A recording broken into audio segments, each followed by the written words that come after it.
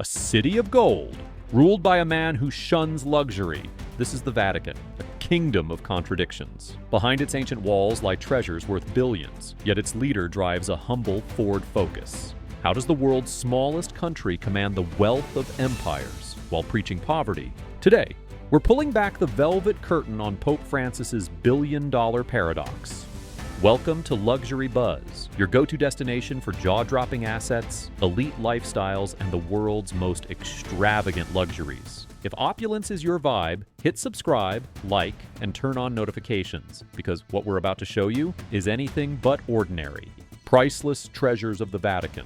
Step inside St. Peter's Basilica or the Vatican Museums, and you're not just walking into a church, you're stepping into one of the most valuable art collections on Earth.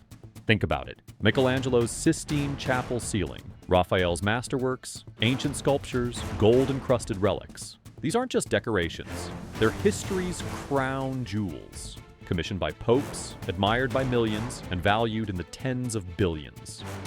Fortune magazine once called the Vatican's Art Collection untold billions in value. And it's easy to see why.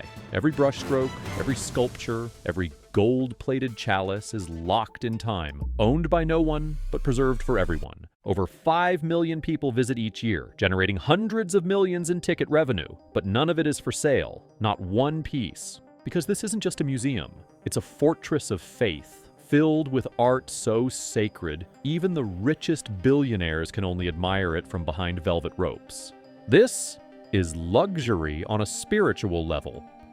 A global real estate empire. When it comes to land, the Vatican isn't just holy, it's one of the most powerful landlords on the planet. At just 110 acres, Vatican City is the world's tiniest country, but beyond its sacred walls stretches a global empire built on treasure, tradition, and untold wealth. Over 5,000 properties are under church ownership.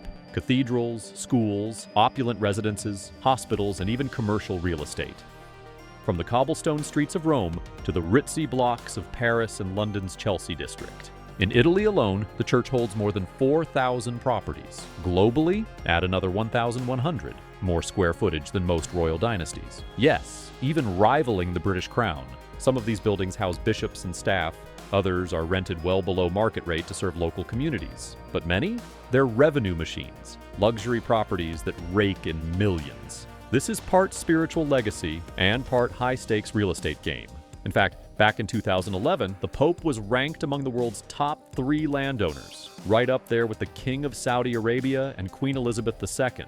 That's a kingdom without a throne, and power without a crown. And yet, Pope Francis continues to push for transparency, reminding the church that buildings should serve people, not sit as symbols of excess. Still, the numbers don't lie. The Vatican's real estate empire is vast, elite, and quietly unmatched. While it preaches poverty, it owns like a billionaire. Financial holdings and investments. When it comes to cold, hard cash, the Vatican is far from poor. At the center of this spiritual empire is the Vatican Bank, officially known as the Institute for Works of Religion, or IOR. This private bank holds deposits and manages investments for Catholic dioceses, religious orders, and church institutions around the world. As of recent reports, the bank controls over $5.6 billion in assets, a modest figure by Wall Street standards, but significant for a religious institution. But that's just one piece of the puzzle. The Vatican also holds a diversified investment portfolio that includes stocks, bonds, and high-value real estate deals across global markets. It operates almost like a sovereign wealth fund, discreet, deliberate, and powerful. So, where does all this money come from? Here are the Vatican's main streams of revenue. Peter's Pence, a centuries-old tradition where millions of Catholics donate annually to support the Pope's charities and the Church's global mission. In 2020 alone, roughly 50 million euros from this fund was used to cover budget shortfalls. Tourism and museums. Over 5 million tourists visit Vatican museums and holy sites every year. Between ticket sales, guided tours, and souvenir shops, this generates more than $100 million annually. Collectibles, Vatican City issues limited edition stamps and coins, which are highly sought after by collectors worldwide. These small but symbolic items contribute surprisingly well to the church's income. Real estate investments, from luxury properties in London to income-generating buildings in Rome and Paris, the Vatican's real estate plays aren't just historic, they're lucrative. And here's the paradox. Pope Francis himself is leading the charge for reform. He's made it clear the church's wealth should serve the poor, not accumulate unchecked. He once joked, Saint Peter did not have a bank account, urging bishops and cardinals to embrace humility over indulgence. So yes, the Vatican is wealthy, extremely wealthy, but under this pope, there's a clear message. It's not about hoarding riches, it's about redefining how wealth should be used. Pope Francis, a humble life in a world of splendor. Here's the ultimate paradox. Pope Francis, the man at the center of a billion-dollar religious empire, lives like a humble parish priest. Since becoming pope in 2013, Francis has broken nearly every mold. He rejected the Grand Apostolic Palace and instead chose to live in a modest guest house, the Domus Sanctae Marthae, a simple dormitory-style residence where he shares space with visiting clergy.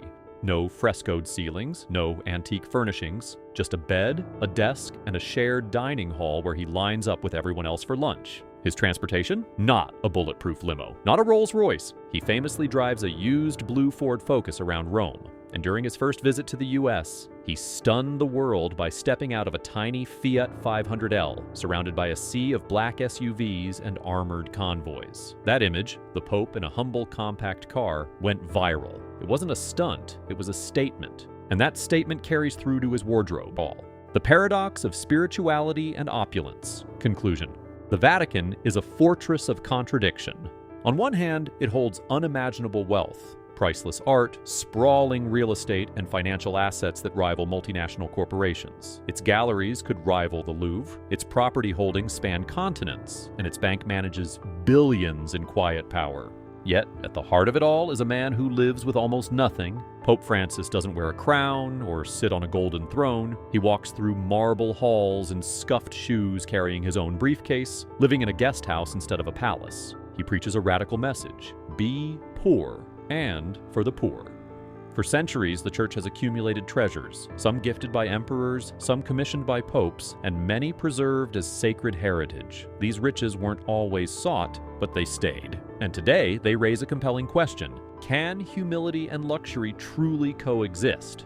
Pope Francis seems to think so, as long as that wealth is used for good. Under his watch, the Vatican has increased transparency, repurposed resources for charity, and focused on the mission, not the marble. It's a tightrope act, walking between legacy and reform, between history and humility. And that's what makes this story so powerful. The richest faith on earth, led by a man who would rather give than take. A billionaire institution, with a minimalist at the helm. If this deep dive into the Vatican's billion-dollar empire and Pope Francis's humble rebellion intrigued you, or flipped your expectations, smash that like button and subscribe to Luxury Buzz for more powerful stories behind the world's wealth. We want to hear from you. Is the Vatican's fortune a sacred legacy or a missed opportunity to serve the people? Drop your thoughts in the comments, and as always, thank you for watching. We'll see you in the next one.